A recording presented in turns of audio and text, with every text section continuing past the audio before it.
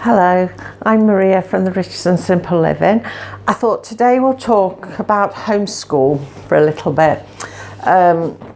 Mainly like some problems that you get with homeschooling. What happens when your child doesn't want you to help them anymore? When we first started out homeschooling, I mean, Sean had been to primary school, as you all know, so she was used to a structured way of learning. But when we first started out, from the September year 7, we started doing it a bit like they would do it in school.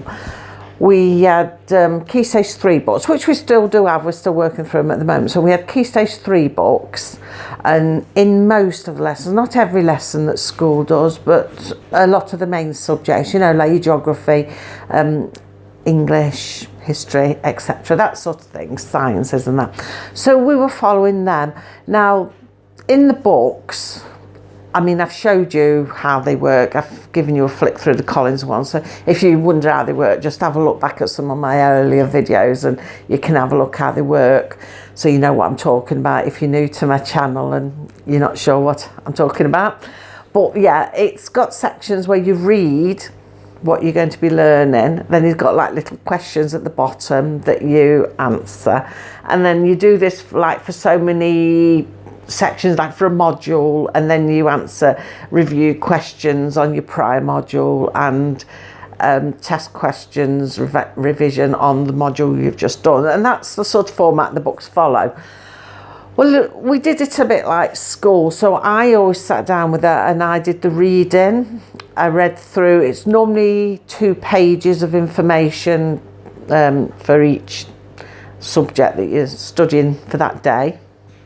So I'd read it all through, we'd discuss it. If we wanted to check facts out, we would check facts out. And we did it together, and it took up a tidy length of time, not as long as you would in a school lesson, but you know, a nice amount of time for us to do it and then for her to do the questions. And she did the questions independently, unless she'd got a bit stuck, and she'd ask and we'd review back through the subject together to find what she needed to know. But she'd do the questions independently. But then we did this all through year 7, no problem. And with most of our subjects we did it. I sat and helped her with most subjects and I did the reading for them. It was a bit like the equivalent in a classroom where your teacher stands at the front and they talk through the subject and then they set you the work to do. So the books are a bit like that. I was reading the subject, we were discussing the subject, and then she'd answer the questions and that'd be her work she'd got to do. So that's what we did all through year 7. Well, when we got to year 8, she started saying, "Oh, I want to read it myself." And you always say, are they going to read it properly? Are they going to cheat and look at the answers? You know, you start thinking that. But she is pretty good. She does read it and everything. But sometimes with her answers, you can see she's rushing it because she does get faster and faster. And sometimes with her answers, she only puts half an answer in. Or if she can't be bothered, she'll just put a quick, short answer. Sometimes even I don't know, you know, I wasn't there. If it's history, she'll put I wasn't there. But although history normally she's pretty good at, she likes studying history. But I have found on a couple of her subjects, and especially subjects she's not so interested in, that she has been doing this. And I say to her, you couldn't have done it already, because I knew that together it took longer. And so she is speeding through it and not always reading back through it, because I say to her, read back through the work we've been through. Like with these Collins workbooks we're doing, at the back they've got separate workbooks. Now a couple of them she's just reached the separate workbook. She's done all the first lot and she's reached the second workbooks. So history, for example, it's in the same format as what the first part was. So you go back to the first one, say, you know, 1066, Battle of Hastings it starts with, and it'll go back to that. So what I expect of her is to go back and read all that first part again to answer the questions that are related to it in the workbook. But I don't think she does. I think she's just going on a memory and she might have a quick flick through because she wants to do work and get it done, especially subjects she's not interested in. I mean, she will take a bit longer with history, but geography is the same format. A science is the same format. Her English book is the same format. So a lot of the Collins books follow that format, and I find her rushing. So I'm thinking, well, what do I do about this? Because I've approached her and I said, shall I read it to you? Shall we do it together at a bit slower pace and discuss it? No, I like doing it like this. I want to do it like this. So I'm thinking, do I insist that I read it and we go through it? Or maybe am I being over the top because I am still thinking of school, you know, how schools do it. I'm still thinking I've got to sort of go through the work with her. Is that the problem? Is it me? Or is it simply because I have noticed she does it more with subjects she's not so interested in? Is it those subjects that she's not interested in? She's ready to pack those subjects up and move on to things that she is interested in. It's difficult to tell sometimes. You've just got to watch and you've got to monitor and see. And as well, I have to say to myself, well, what do you want out of this at the end of the day? What does Sean want out of it at the end of the day? Because you have got to stop and think, well, where are we going with the home education? If we're going towards exams, then really I must insist that, you know, we do the work properly, and we'd have to stick to the workbooks and follow the curriculum, do it properly like that. But Sean doesn't want to do exams, so really I shouldn't worry too much about it. I like to keep her going with the key stage 3 things, because if she did change her mind, or for any reason she went back into school, she's not going to be so far out of it. It's not going to come as a shock and say, I don't know that, I've not done that, because she'll have been following the same things as school, more or less. I mean, like I say, there's a couple of lessons that she doesn't do, but generally she's following the same schools. So I'm thinking, well, what do you do when they get like that? When they get stubborn, I don't want to do it no more, you know. But I think the answer to that is, what do they want to do later? I think, is it exams they want to do, or are we not going to bother with exams? Because I think that's the answer, really. Because if, like I say, if you are going to bother with exams, you really have got to persist in doing the learning. I mean, you've got to, or you're not going to be able to do the GCSE courseworks and things like that. I mean, because you're looking towards going into GCSE coursework, picking what they want to do. Sean doesn't want to do any of that. I have considered getting a couple of GCSE books to practice. I mean, she is only in year 8, but there's no rules and regulations when you're homeschooled. I haven't got to follow year this and key stage that, you know. We can just pick them up and start them, because I'd looked at the Weimar Republic ones, because Sean's very interested in World War history, and so I had thought about getting her the GCSE one just to give her a go to see how she went. She's not intending to do the GCSE, but it's just nice for her to do, and if she enjoys doing it, there's no harm in doing it, you know. But I mean, if she was doing exams, then yeah, I think I'd be right, justified to be worried a bit and saying to her, come on, we've got to sit down, we've got to work this together and do this together. But because she's not, then I think maybe you need to step back a bit and say, well, what are you interested in? We have been looking at what we're going to do from September, because the books will more or less be finished. There might be one or two that's not far off finished, but on the whole they'll be finished, the Key Stage 3 books, by the time she starts September's year 9, or what would be. So yeah, and we're devising, that's like I say with my New Year plans for 2022, we don't include homeschooling because we tend to do that sort of August time, but we'll get ideas, and I've got ideas what we're going to do, and we throw ideas around, and I'm watching what she's interested in. And an easy way of doing that is watching what she's doing in a self-led work, and keeping an eye on her, what she's doing, and seeing what she's interested in, and thinking, that could make a good study. But at the moment she's really keen on genealogy, which we've got to start. We didn't start it last week because we'd come out of isolation, quarantine.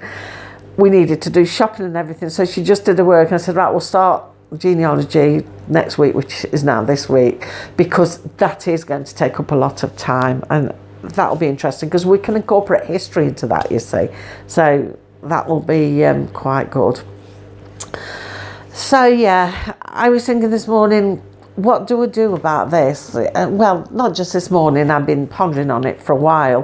What do we do about this? Because it's a bit of a problem. I would like to sit there and do like the teaching bit, rather than standing in front of the classroom discussing it, but doing it from the book to her and discussing it and let her do the answers. But she's adamant she wants to do it on her own. She doesn't want me to get involved with it.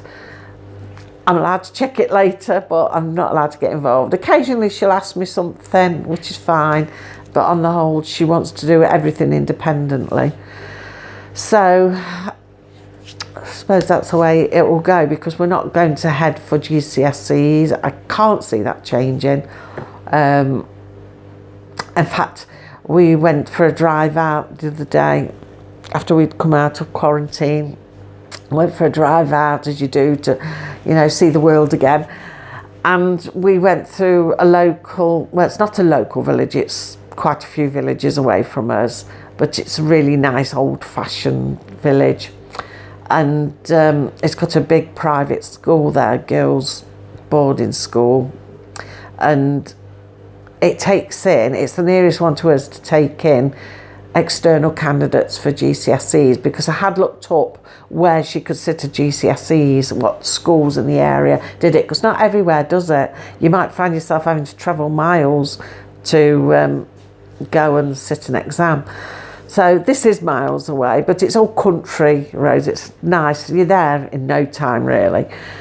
But yeah, we passed the big private school, and I said to Sian, this is where you'd come if you went to do GCSEs, because they take external candidates. She didn't say nothing. She just looked at the school and looked away, She didn't say nothing. But I thought, while we're passing, I'll show her. So yeah, I mean, some of these places that do the external GCSEs might be miles and miles away from you, because there wasn't many near me. That was the closest, and I don't know how many miles it would be, but it's a good few villages away, but it's all country roads. But yeah, you could be miles and miles from your nearest centre or school. I mean, this is a public school, private school, where people pay to send their children. So you could be anywhere. So yeah, I don't know. Maybe it's because I feel I'm failing her a bit if I don't read, and maybe I've still got that bit of schooling in me. It's not totally left me. It's still there. I think once we change lessons and we do away with the books and we start doing our own thing, I think it will be a lot different then. A lot different. But until then, which will probably be sort of September, there might still be a couple of things left in a couple of the books, but definitely by the next Christmas the books will be finished, and we're going to be doing our own studies, what she picks and what we think. So yeah, I mean, if you've got a child who's going to sit GCSEs and they're refusing help, and you're checking the work and you can see that they're not fully completing it, or they're a bit off with some of the answers, and it can be a bit of a battle, because I mean, sometimes like Sian, she can get quite irritated with it, and leave me alone sort of thing, get quite irritated. And if you've got a child like that and you're trying to get them ready to do GCSEs and follow courses for that, or you are following the course for that, it could be really difficult. I mean, I suppose then what you'd have to do is look into, are they really interested in the courses they're following? Do you need to change courses, or do they really want to do GCSEs at all? Because sometimes as a parent, and this is what I think my problem is, you want them to do things because it's sort of ingrained into you. The system around you ingrains things into you, and you feel that, oh, they should do this, and so therefore you want them to do it because others are doing it and they should do it. And and that's not the way, really. That's not the way at all. And I homeschooled to get away from all of that. So yeah, that's that really. Another thing I was going to just talk about on the homeschooling thing was languages. Now, Sean's been doing German, as most of you know. She's been doing the CGP books, not bad, the study guide book and a separate workbook. She's been getting on with it all right. She's been getting stuck though lately because, again, she's refused help on that. We did it together. We used Alexa. As we showed you this, and we worked it on a video a good while back. And we did it together and worked it out together. But now she doesn't want me to help her at all. And she doesn't use Alexa for punctuation, for pronunciation. I should say pronunciation, whichever way you say it. So she's sort of bogged down with it, and it's like, oh, I don't know what I'm doing. And sometimes she gets things back to front and all these nouns and vowels and things like that. She gets totally lost on it, and then she says, I don't want to do languages no more, I'm giving up on languages. So I resigned to myself to the fact we're going to give up languages once she'd finished this book. It's probably I don't know, about 5-6 more weeks left worth of that book to do. But I had bought her this book. Now, I bought it ages ago. It's a revision and practice book. But then she's decided not to do it. But then last week, after doing German, she was saying, I like to learn languages, I want to learn language, and I do want to do German. She says, perhaps I should have a phrase book. I think that's a good idea. I never thought about buying a phrase book. She can, look things up, look phrases up and how things go. So I've got this book back out again and I said, well, do you want to do this book then? Shall we do it? And as I got it out and I went through it, because this is totally different than the other one, because it is like a 2-in-1 type of book. It's got, see if I can find an example, put my finger on one. So it's got like, I'm not used to holding it up, it's a bit high. So it's got quite a few pages where you just, sorry if you can't see very well, I'm trying to, what's it? Got pages where you learn, you read it all and you learn it. So you do a few pages of learning. It'd be better if I had to put the book down, wouldn't it? And hold the camera down. And again, like dates, so it's numbers, dates, all your basic stuff where you start, which Sean started off brilliantly on the book and loved it. But then when you've done like the module set of it, you go on to like page of test questions and things like that. Then you go on to another module of stuff and test questions. So it's very different formatted than the other one. But as I was looking through it again and saying to Sean, do you think that you would want to do this one? I noticed inside, and I don't know why I didn't notice before, it's got a free online edition German audio. So you put in, I'll come this side, put in the code, gives you a code, and put in a code, and it'll give you the free audio. So I thought, oh, that might be good to help listen to, how the words are spoken.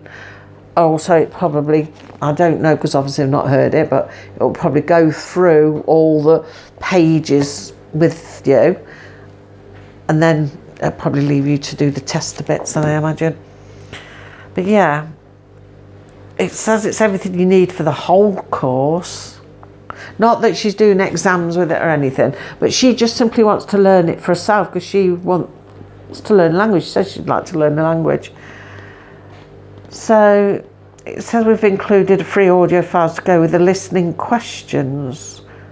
You can listen online or download them from this page. So I was talking to Lisa about it actually, and she says, oh, maybe we should do that then. When she's finished the other book, we'll start this one. And she says, I'll get it all downloaded for you, because she's the technical person for computers, things like that. I haven't got a clue.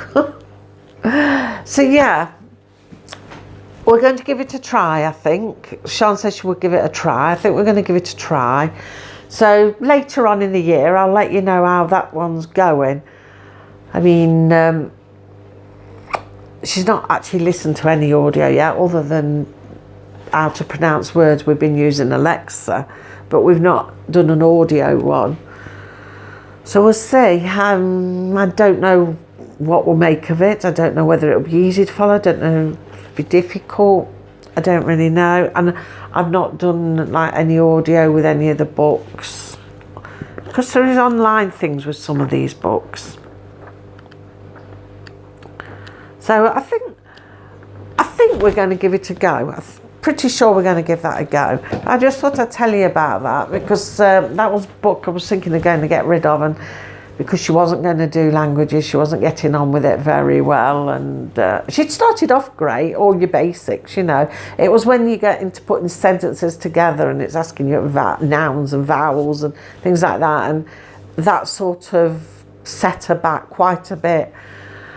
So I thought, well, if we try that, and Lisa downloads it for us for the audio files. I mean, she's got her own tablets and phones and everything, so she can download it onto there and follow the course along with the audio as well.